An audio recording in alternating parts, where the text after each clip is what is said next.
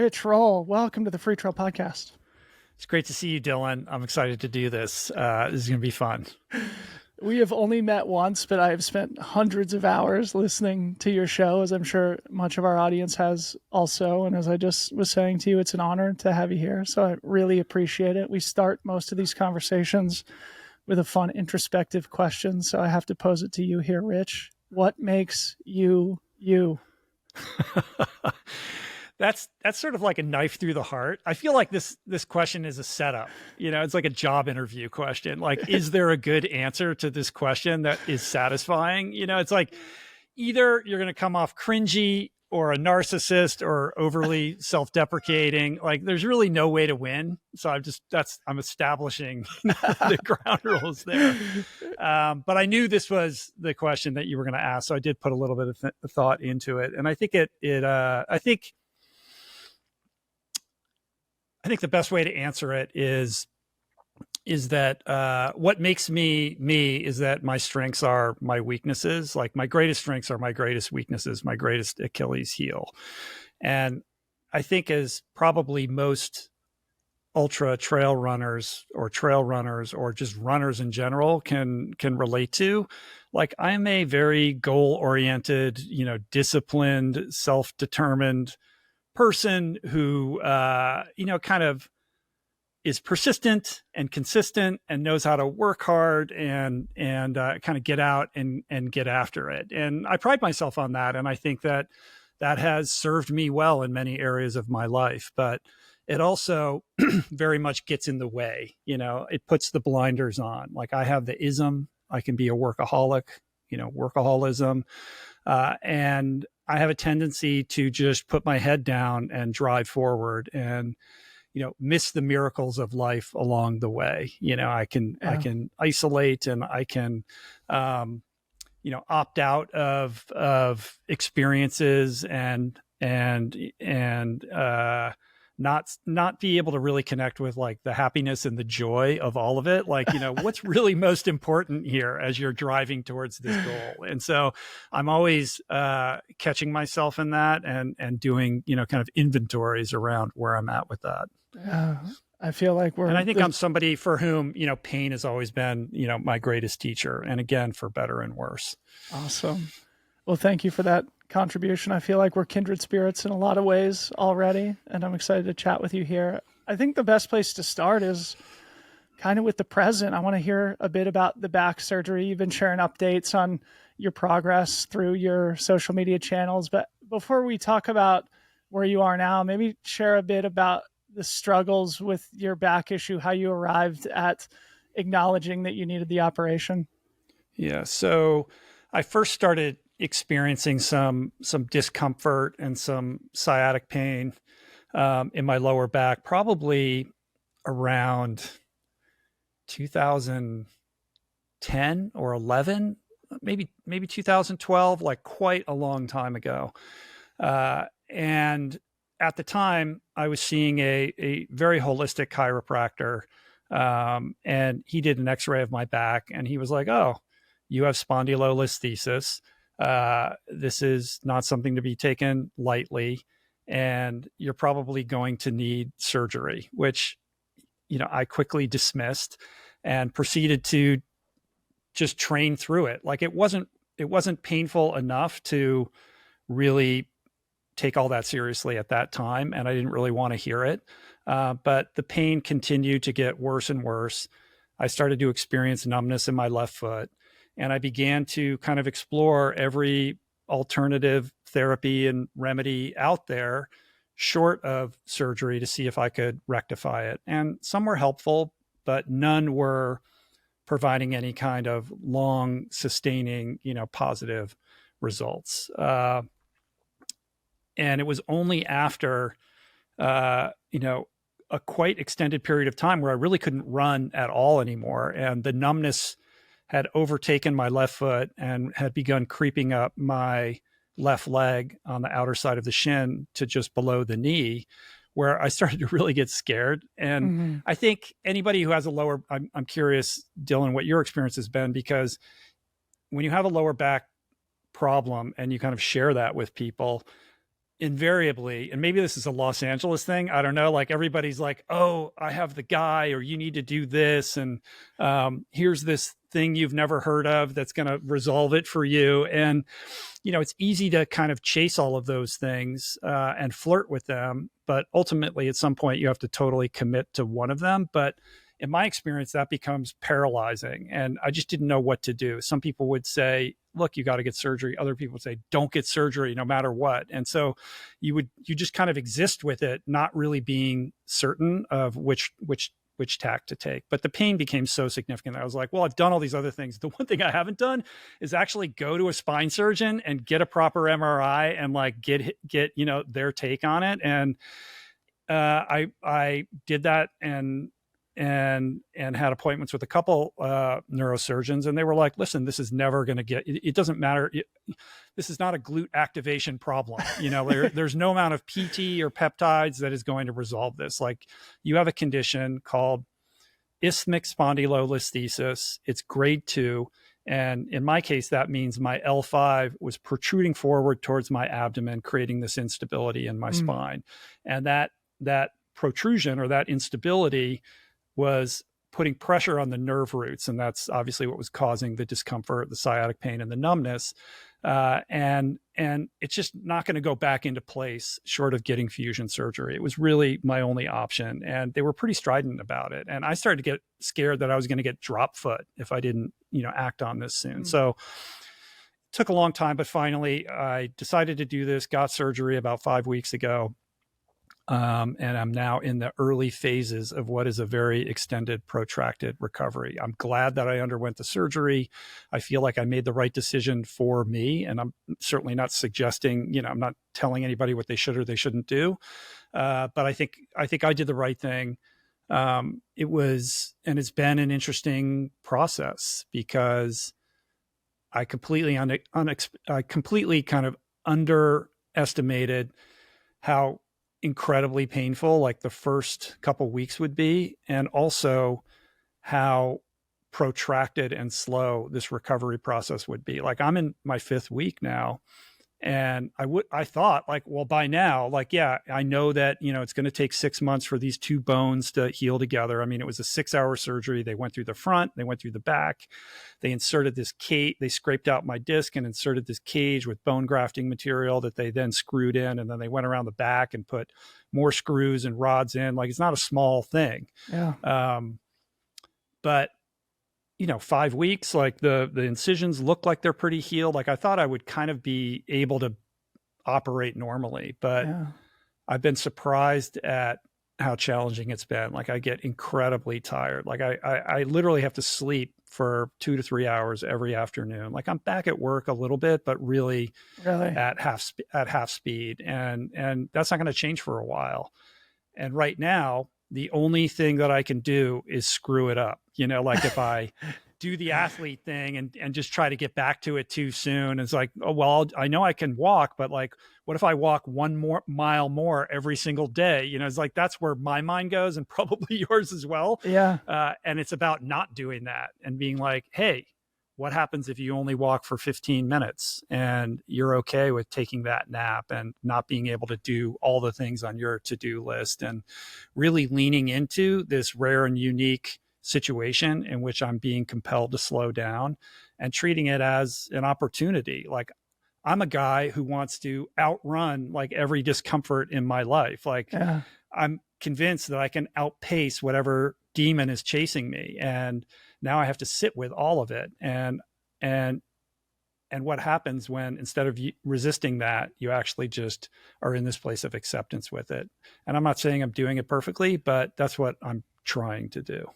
Well, thank you for sharing. The reason I'm really curious about this is because my mother has had 2 Harrington rod surgeries. I have a handful of uncles who've had back surgery too. And as you said, back surgery is often kind of a controversial subject where everybody's got an opinion on it, up to and including like, hey, it's all in your head type thing. Like, I read John Sarno's book. I have back problems myself.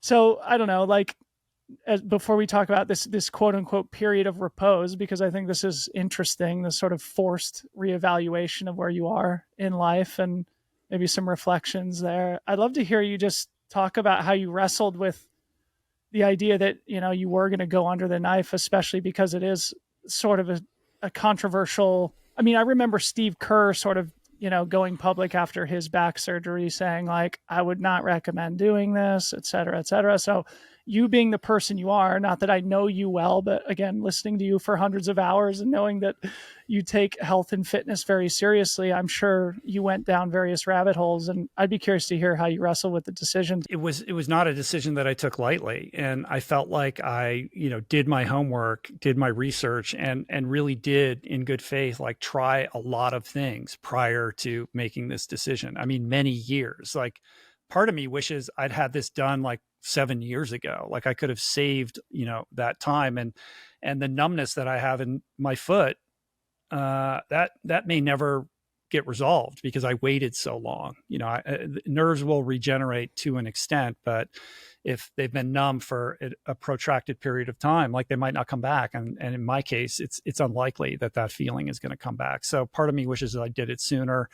But I had to go out and do all of those things in order to feel comfortable or resolved in this decision. I don't think that I could have done it 7 years ago, because then I'd be thinking like, I could have fixed this in a different way without having to, go to 11, on the intensity meter.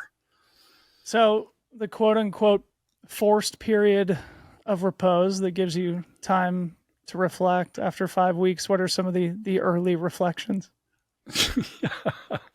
Well, it's like, anger and bitterness, and then kind of acceptance. And, I have had brief flirtations with a level of calm that is, unusual in my mind. And I've really been, committed to doubling down on my meditation practice, which I've found very helpful. And I think the deeper kind of like psychological aspect of it is trying to, decouple, like my identity from like what I do or what I'm able to do or not able to do. Like, when I reflect upon like this drive that I have, or this, determination and this ability to like, do hard things and all the kind of stuff that, everybody who's listening and watching is very familiar with, to reflect on like, well, why am I like that? Like what is the inception of this drive? And for all the good things that it's done for me, kind of really taking inventory of the ways in which it leads me astray, to come to this realization, like, well, obviously there's some kind of wound there. Love is transactional. Like, it's a function of, how well I equip myself as an athlete, a podcaster, a professional, et cetera. And trying to inhabit a space where, love is more unconditional, and I don't have to like go out and earn it. And what does it feel like when you can't go out and do hard things? Or the really hard thing is to not do anything. Like, everybody talks about, like, especially on podcasts, like, people love to celebrate ultra athletes who go out and do these crazy things. And it's all about like, oh my God, like, how do you have the discipline to do that? Like, how do you tolerate the pain? And what I think gets missed in that is that over time, like, that becomes the easy choice. Like, these are things we know how to do. Like, we're comfortable in that space, in a way that I think the average person perhaps has difficulty understanding. But what's really difficult is like not doing that.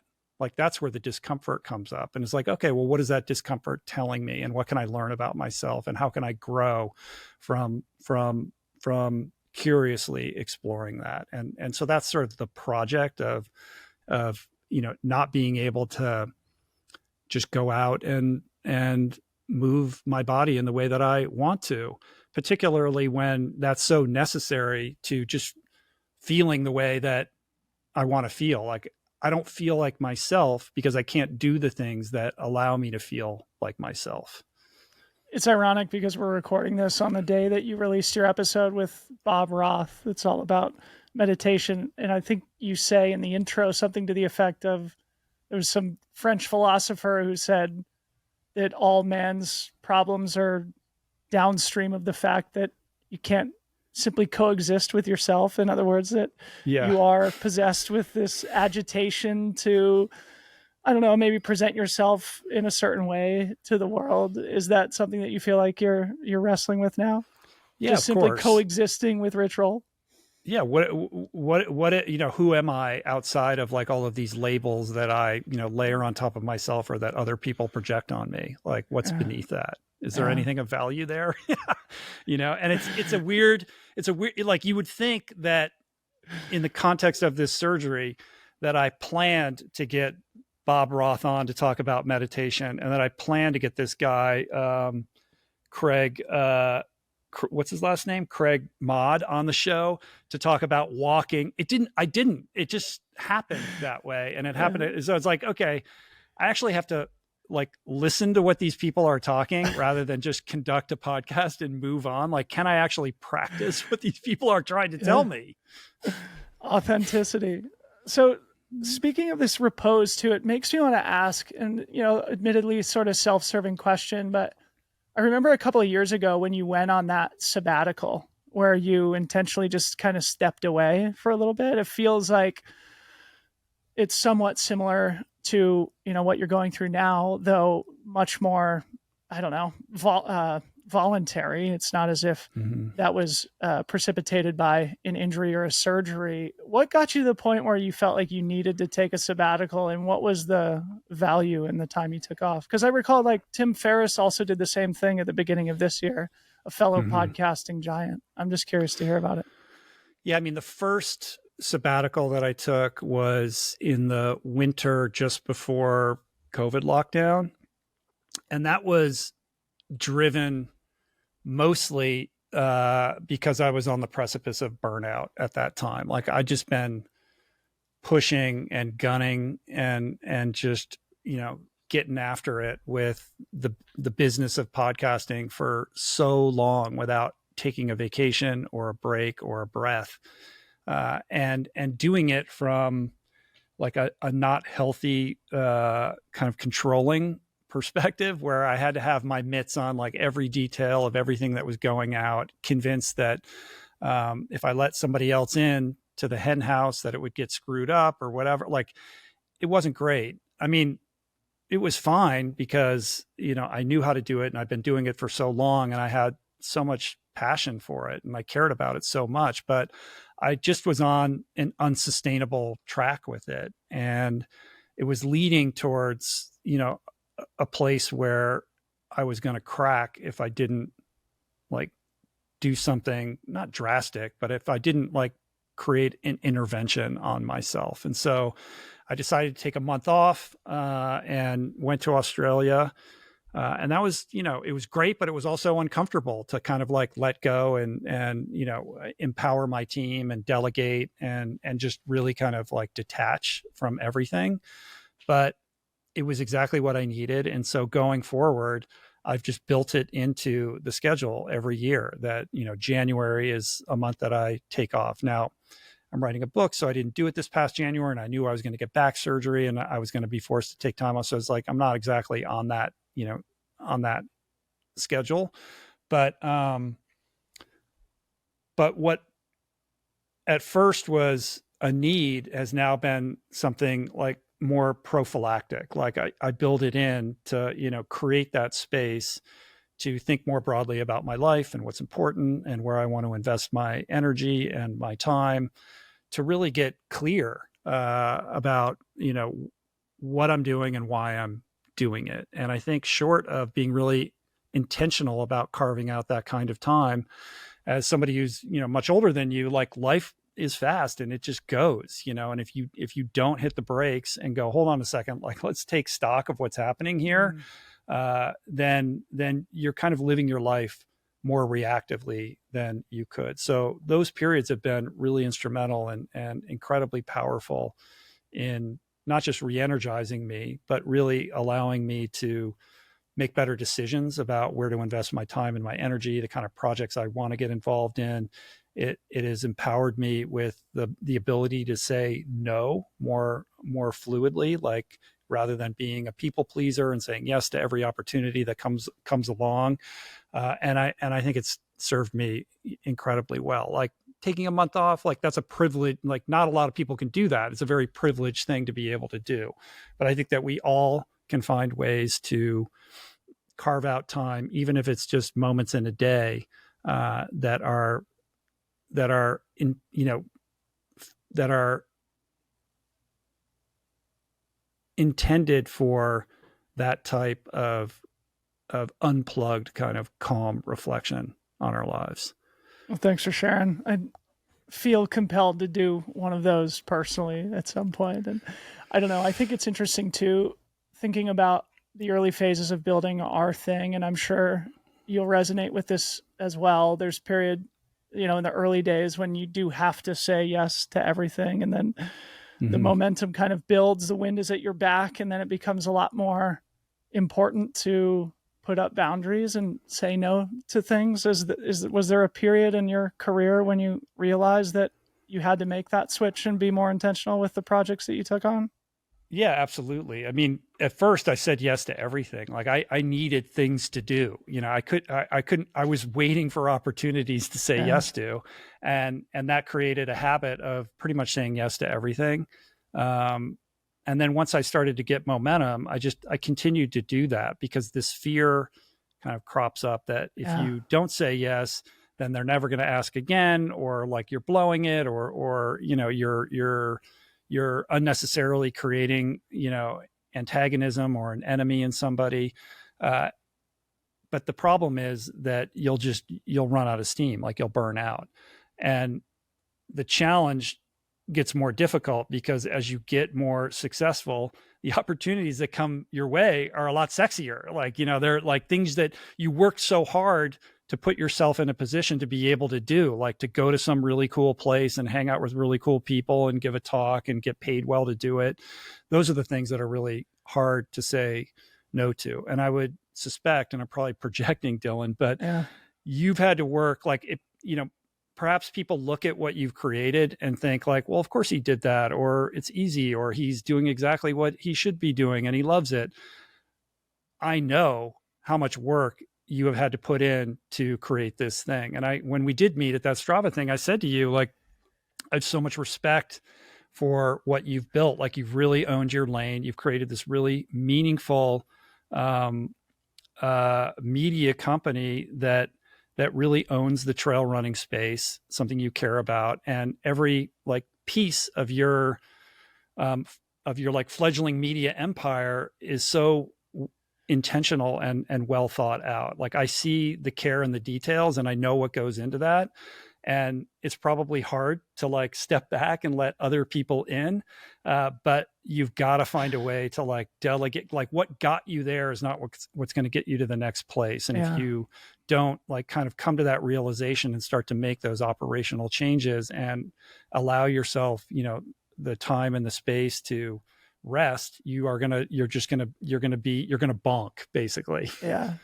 When we met, it was our mutual friend Billy Yang who made the formal introduction. He said, "Hey Dylan, this is Rich Roll." I was like, "Yeah, I know who this guy is," but this makes you. It's and I knew who you were, and I knew you were. Right. Like I've been, watching, from afar, like everything that you've been doing, and like nothing but mad respect. Oh, thank you so much. I appreciate that a lot. But sticking with this, like saying yes thing, I actually listened to the episode that you did with Alexi Pappas recently, where you talk about, I think you said a period of financial destitution.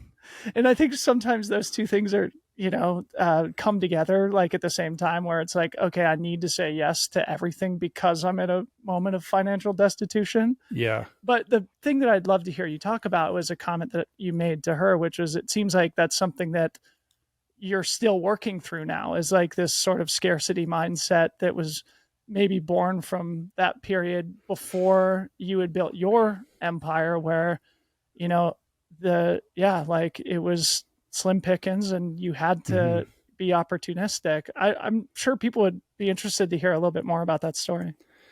Yeah. I mean, and when I say I mean my family and I, like weathered some real difficult, challenging years financially.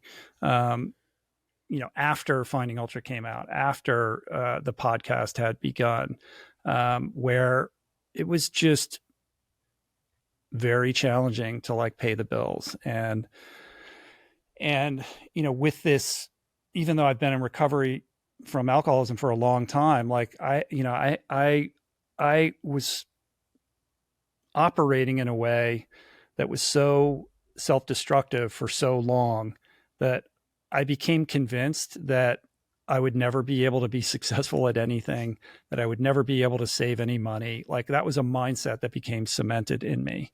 But when things started to kind of begin to work and click in, and I started growing out of that scarcity mindset into a more growth oriented mindset, I was still running on this PTSD. Like I was so emasculated and quite frankly, like ashamed that, I couldn't pay the bills like in the way a responsible person should be able to, that once we started to generate some revenue, I was just like pedal to the metal, say yes to everything. Like I am not going to let this, opportunity be squandered.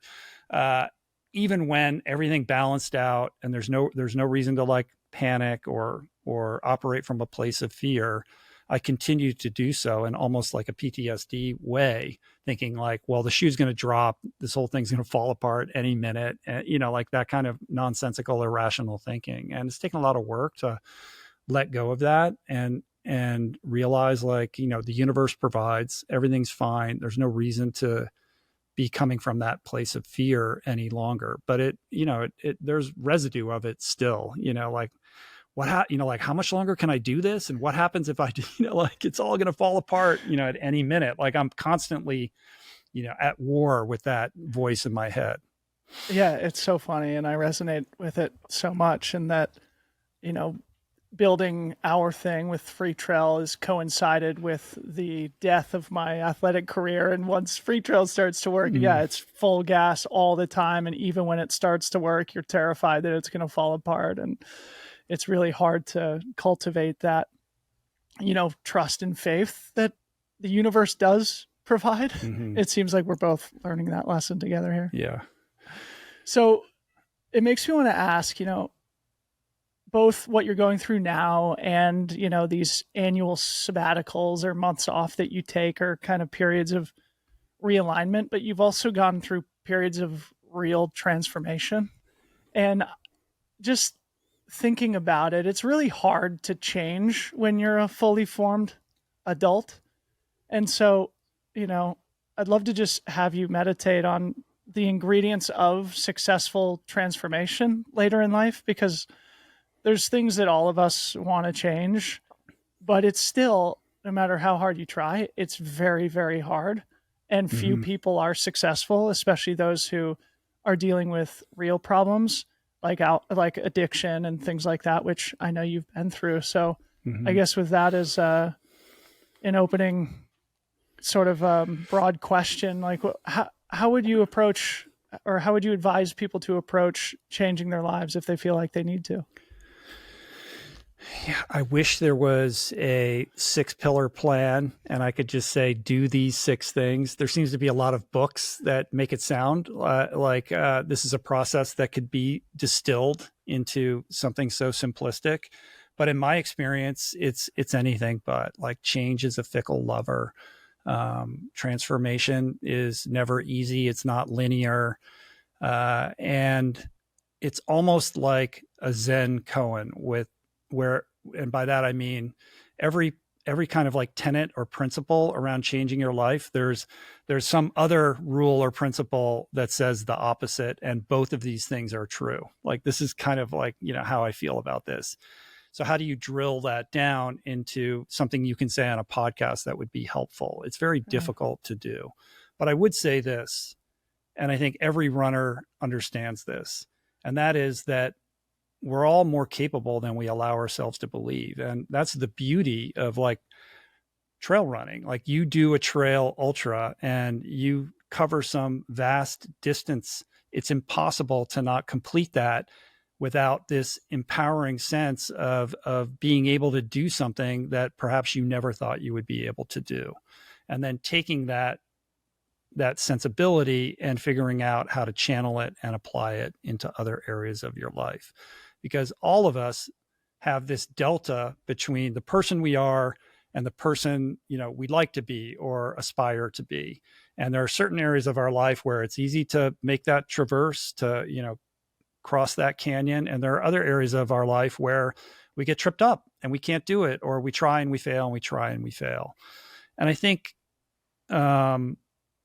it's too easy to just say, well, set a goal and create the steps and work towards it. Or, you're going to have to suck it up and figure out how to be more disciplined than you ever have been before. Because I think the difference, and this is something I've learned from, many years in addiction recovery, the difference between people who are able to make that transformation and the people that can't or don't or struggle with it, really, in my mind, boils down to willingness. It's like, what are you willing to do? And willingness is kind of a tricky thing to wrap your head around, because willingness isn't something you can just decide to have or that you can summon through your will. It's almost like this visitation that comes down from the universe and graces you with its presence for a very limited period of time. And during that period of time, you either take action upon it or you don't. And if you don't, it tends to vanish. And you can say you're willing, or you can say you're willing to be willing, but it doesn't really work that way. It's sort of like saying,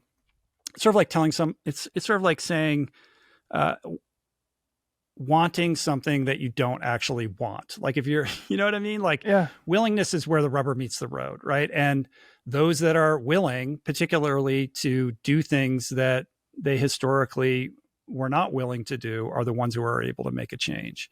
And willingness tends to arrive also when we're in sufficient pain, like when the pain of your circumstances exceeds the fear of change. Because we don't like uncertainty, and we don't know, there's no guarantee that if you do these hard things or whatever, that you're going to get this certain result. And so we get calcified in a certain comfortable way of being. And we need to get out of our comfort zone. Every time you step outside of it, you expand your ability, to tiptoe further outside of it. But I think it's really, a practice, and it's not an overnight thing or a flick of a switch. It's about doing the thing you are willing to do, even if it's not the grand thing, and repeating those actions and creating momentum around that without knowing where it's going to lead you. And I think another thing that gets in people's way in terms of, making a transformation or a change is they get stuck in wanting to know how it's going to go. Like, what do I need to get there? What's the gear? What are the tools? What are the apps? What outfit do I need to wear, and all of that. And that's just like a fear response that's driven by uncertainty, because there is no guarantee, right? And so it's about developing the compulsion to act irrespective of the discomfort around it or the resistance. So there's a mantra that I always use: mood follows action. And what that means really is that most of us wait until we're struck with inspiration or motivation or the right mood in order to do the thing we don't want to do. And of course, when you're in that space, that rarely ever arrives. And as every athlete knows, like, you just got to put the shoes on and get out the door, right? Like, you take the action first, and that mood, be it inspiration, motivation, or just a sense of well-being, is a product of having taken the action. And the more I can practice that, the more I can work my way towards the change that I aspire to have. And then you create this openness where more willingness seems to be able to flow down your way from the atmosphere. I love it. So I don't know if that's a very practical, it's a very practical answer. 100%. But hopefully it explains, kind of the nuance and the challenges of why change is hard. And I'm compassionate around this. There are things I want to change about my life that I've struggled with forever. And, people are like, you're the transformation guy. You change this, you change that. And it's like, yeah, but I'm like a shit show in all these other areas of my life, that I've been trying to fix forever, So it's like, I'm hardly, I'm a student, I'm a master and a student at the same time. And I'm doing my best to try to understand this landscape as well. I love it. Like willingness is a visitation, and then the challenge becomes listening when that visitation arrives. I think there's another quote that like inspiration is perishable. You have to strike while the iron is hot. In other words, there are fleeting moments where if you don't take advantage, you might miss that opportunity to change. And that's Yeah, maybe coincides with pain, right? With, in recovery circles, that's probably sort of where rock bottoms occur. mm-hmm. I think inspiration is tissue to the flame. Motivation isn't that much better. These are very unreliable, temperamental fuel sources, and they can't be relied upon to make any of these kinds of changes. And I think of willingness much like, do you know who Elizabeth Gilbert is? The writer. She wrote Eat, Pray, Love. She wrote this Okay. amazing book. She wrote this amazing book called Big Magic, and she talks about creativity. And in this book, she describes ideas much like the way I think of willingness. Like they live out there, and when you're struck with an idea, like your job is to pull it down and bring expression to it. But if you flake on that, the idea will pass through you. It'll go back up there, and it makes itself available for somebody else to grab it and do it. And I think willingness sort of works in the same way. And pain is a powerful force to get people to do things they ordinarily weren't. And rock bottom is like the ultimate like place from which you can transform your life. But rock bottom is what you decide it to be. It doesn't have, things can always get worse. It's really just when the pain is sufficient enough to really get you off your butt and do things different and start moving in a different direction. Pain is your greatest teacher, like you said at the beginning of the conversation here. So yeah, because I don't want to because I don't want to change. It's like right. The universe is like knocking. It's like, hey, dude, like you probably shouldn't do that anymore. And it whispers, and then it starts to talk to you, and then it starts shouting and then it hits you over the head with a sledgehammer. And that's generally when I tend to wake up and actually Me make too, the Rich. change. So again, I listened to this episode you did recently with Alexi Pappas. It's so good. And one of the things you guys talk about, and in fact, kind of the whole theme of the episode is this orientation towards service. So I wanted to have you speak a little bit about that, and like if there's a place where kind of sobriety and health and service became connected for you. Well, I think, service is always been like first and foremost in my life since I got sober, because that's just like a key tenet of sobriety. Like basically, my primary purpose is to stay sober and help another alcoholic achieve sobriety. Like that's right out of the big book of Alcoholics Anonymous. And what that means is that your sobriety is contingent upon your commitment to giving it away to other people. And I think it's a real powerful life lesson. Like you can't hold on to something unless you're giving it away.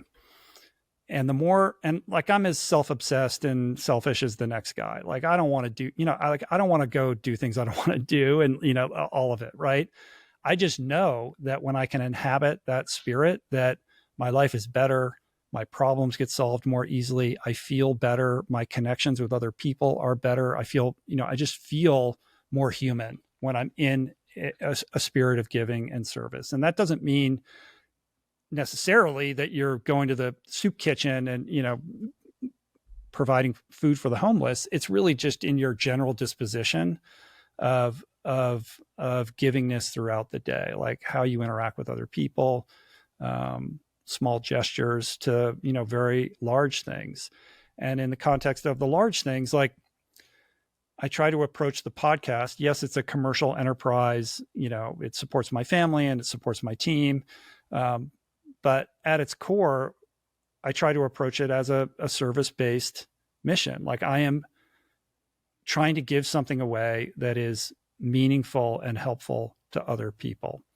And the more that I inhabit that spirit, that tends to, quell my very loud mind and disabuse me of all my, overly competitive tendencies and my pettiness and the like. So to the extent that, you can make what you do about something more than yourself. And I think you're doing that with Freetrail. Like, you have this love for this community of people that like love this sport, and what you do is an offering that is nourishing to them. Like, I think that is a recipe for self-esteem, for feeling purposeful in your life. And those are things that give rise to, the happiness that we all want that consistently seems to elude us. Yeah.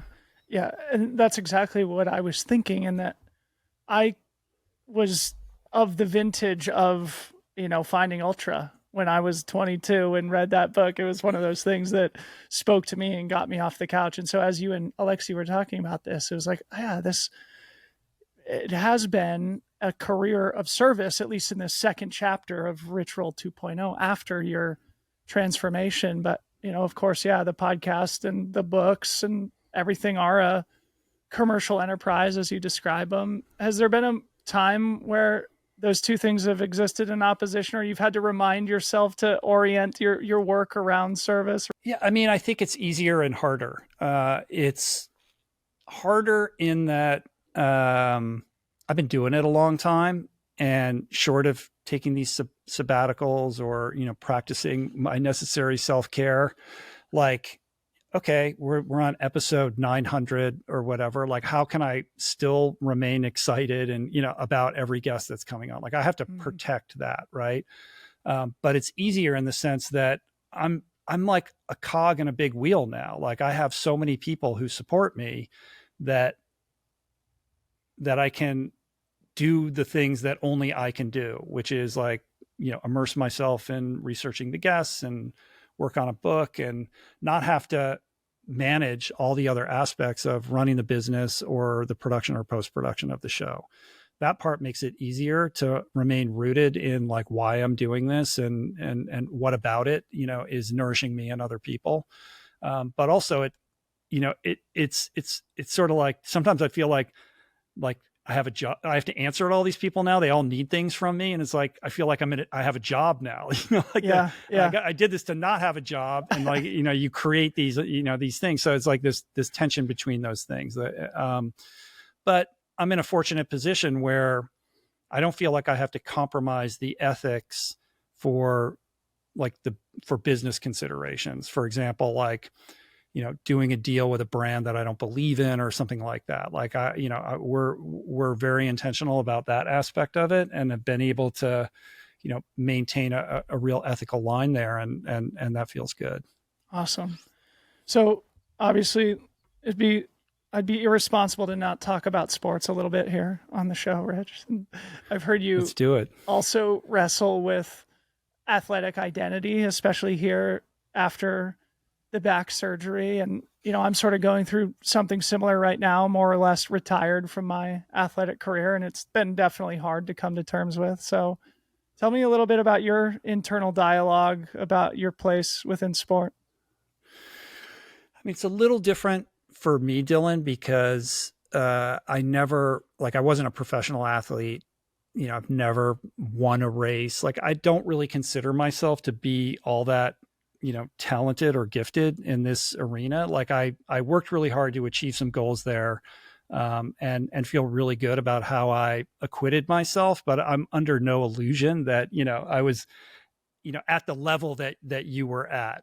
Nonetheless, like, I still crafted an identity around it, and the media crafted an identity around it, which creates external expectations or projections upon me. Like, you're this guy and this is what you do. And what does it mean if you're not doing, what if I don't want to do that anymore, or I can't do that anymore? And like, listen, my plan is to heal this back and get back to doing all the things that I love, like I can't wait to do that, but with a different relationship to it. Like, I don't feel like I have anything to prove as an athlete. Like, I just want to be somebody who, enjoys the lifestyle. And, and if I do a race, like, of course you want to do well, but not being somebody who's holding on to kind of results as a driving motivation for it. And just to separate a little bit, like, the results from the identity piece and being more fluid with all of that, like doing it for the love, not to accomplish a goal per se. And I want to be somebody who's healthy and vital and is doing these things for the rest of my life or as long as I can. And when you're at my age, like longevity, is like how do I do that? Well, probably not by running 100 miles a week. Like, you have to adapt and be adaptable and learn how to be a beginner, even in the fitness space around, other sorts of things that are going to allow you to be strong and healthy for the longest period of time. Gone are the days of just beating yourself up and overtraining and exhausting yourself like that. I know that that's not going to work for me anymore. And like, that's okay.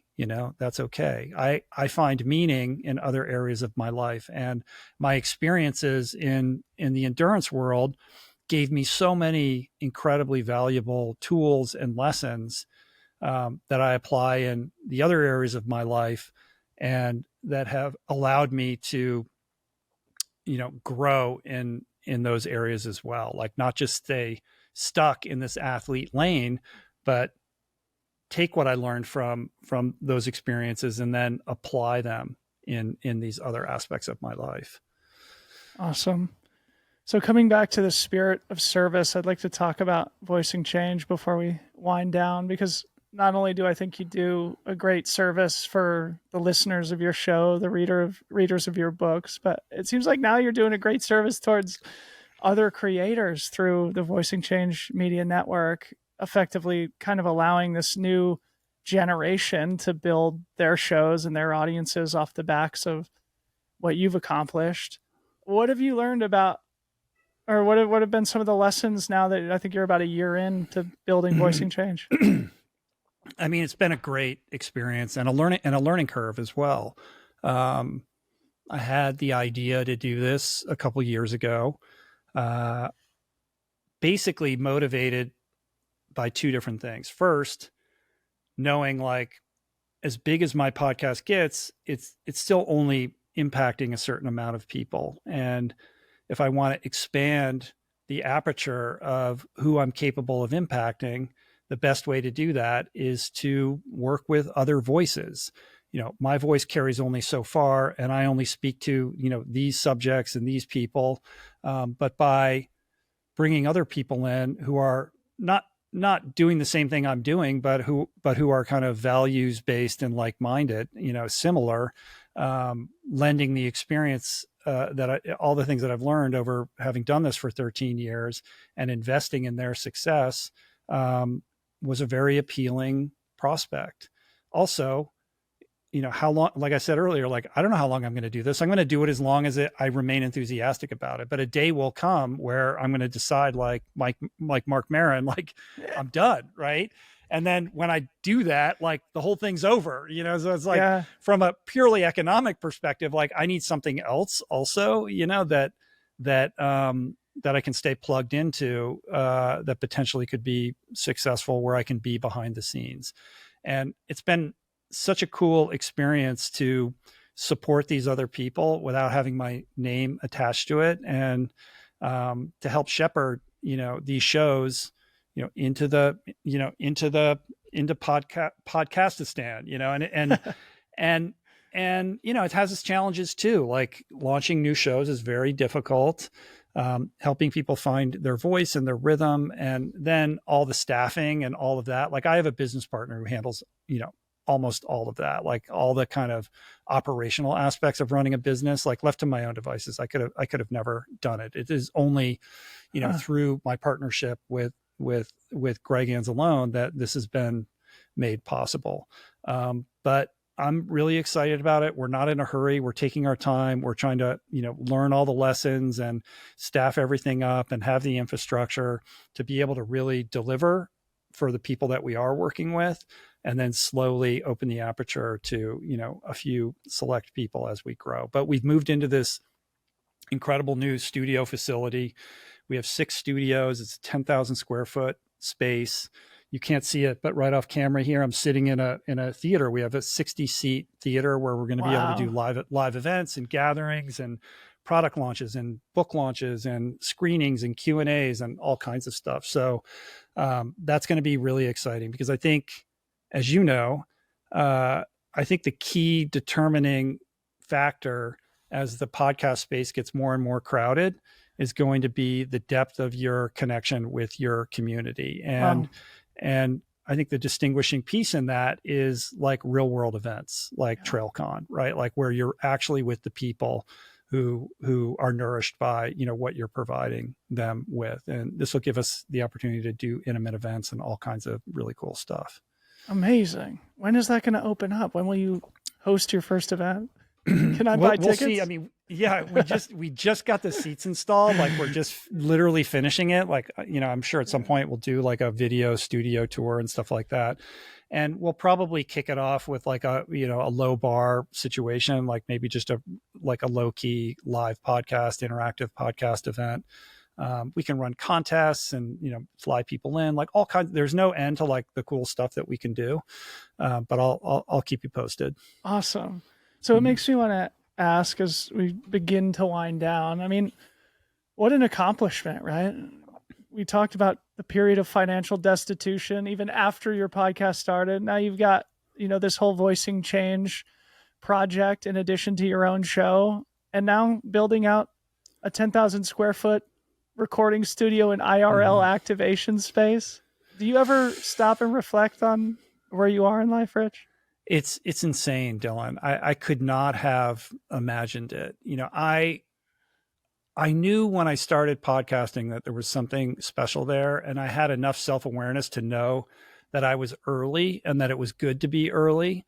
And that's why I did it for years without making any money off of it, because I knew I had an intuition like that this was going to lead to something, more and something sustainable and cool. But I could have never predicted the mainstream popularity of the medium itself, let alone like the place that, we've arrived at with it. So I'm incredibly grateful.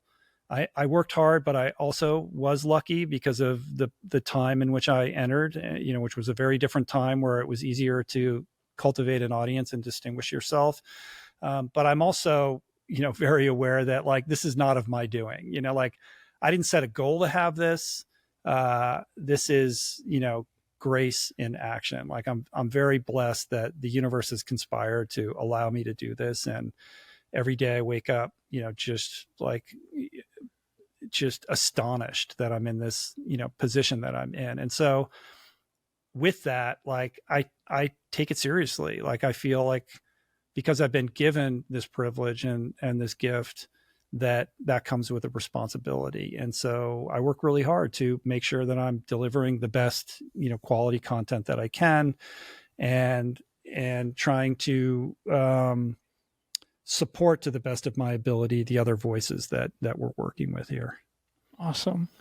One final thing before our traditional closing question here. I'm desperate to ask you.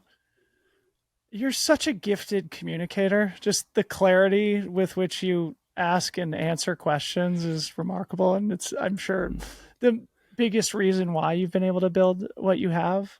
What have you learned about the art of communication and communicating effectively? Have you always had this skill, or is it something you've developed? No, I think hopefully I've gotten better. I've thousands of hours of doing this. So yeah. If I haven't gotten better than I was in the beginning, like something is terribly wrong. So it is something I have consciously tried to improve on over the years. But I think really the key, at least in the podcast space, is being well prepared and being a good listener, and then finding your own voice within it, rather than trying to do it the way someone else did it or getting caught up in your questions. Just finding a way to be present with the experience. Because for me, and this just plays to my strengths, my primary motivation going into a podcast is trying to emotionally connect with the guest. And if I can do that, then I'm confident that whatever information needs to be imparted will be imparted. But if I can't really connect with the guest, then I can't expect the audience to as well. And so how do you do that? Well, you have to lead with vulnerability, and you have to create a space in which they feel comfortable opening up. And I think that, comes with authenticity and just like a level of emotional intelligence that, I'm always trying to improve upon. And being yourself, not making it a performance or trying, like I said earlier, to do it like somebody else. If you're really keyed in on someone and you're truly listening to what they have to say and curious, you're never going to wonder what your next question is. And I think curiosity is infectious, and it makes the audience curious and more connected to what you're trying to do. Amazing. All right. Our traditional closing question for you, Rich. Who is one person that you admire? It can be inside or outside of sports, living or dead. Why do you admire that person? It's another setup question. Who's the I love craziest? this. What's the See, craziest look, answer? I'm getting live coaching on podcasting from Rich Roll. It's perfect. What's the craziest answer that you've ever gotten for this question? I mean, now I'm on the spot and it'll be hard to remember. I mean, obviously we've gotten a bunch of like Killian Jornet's, Courtney Dauwalter, stuff like that. Also a lot of, moms and dads and things like that. But I don't know. It feels like there's always like an important, like sentimental, it feels like a nice, sentimental, loving way to close things down. And I feel like our guests have appreciated an opportunity to shine a light on maybe somebody who hasn't gotten enough light shined on them. Well, all I can share with you is kind of what's been on my mind lately. You mentioned, Bob Roth is my guest on the podcast this week, and he's the guy who runs the David Lynch Foundation. So David Lynch is on my mind right now, who, recently passed away. And I think, he would be my answer to your question today. And the reason for that is that I just have so much respect for people who are so undeniably and unapologetically themselves. Like, obviously an incredibly talented, gifted, creative filmmaker, but why is he so universally like revered and admired? And I think it is his kindness of spirit, and his quirkiness, which is very authentic. Like, his weirdness is who he is, and he makes no apology for it. And the specificity of his strangeness somehow creates this universal connection with so many people across the world. And I think there's something magical about that in his childlike nature. And when I get caught up in my daily bullshit, I think of him and how his childlike approach to life is really just the better way to go. And I think there's something really aspirational and inspirational about that. Amazing. Rich Roll, it's been an honor to chat with you. We'll miss you at TrailCon, but hopefully we'll connect again soon. I wish I was there, especially since On, who I work with, is sponsoring it. And they're making, this big push into ultra trail running with the Cloud Ultra 3 and the Cloud Ultra Pro. Like, I'm so excited for the On presence, at this event, and to see the imprint that On is beginning to make on the trail scene. Yeah. For our listeners, we worked really hard to get Rich's back surgery postponed enough so that he could join us at TrailCon. But maybe next year. Yeah. Hopefully I'll be all fused up and healed and back to running and ready to go for next year. Yeah. Well, either way, like I said, very grateful for your time here, and I'm excited to share it with the audience. Thanks, Dylan. I appreciate it.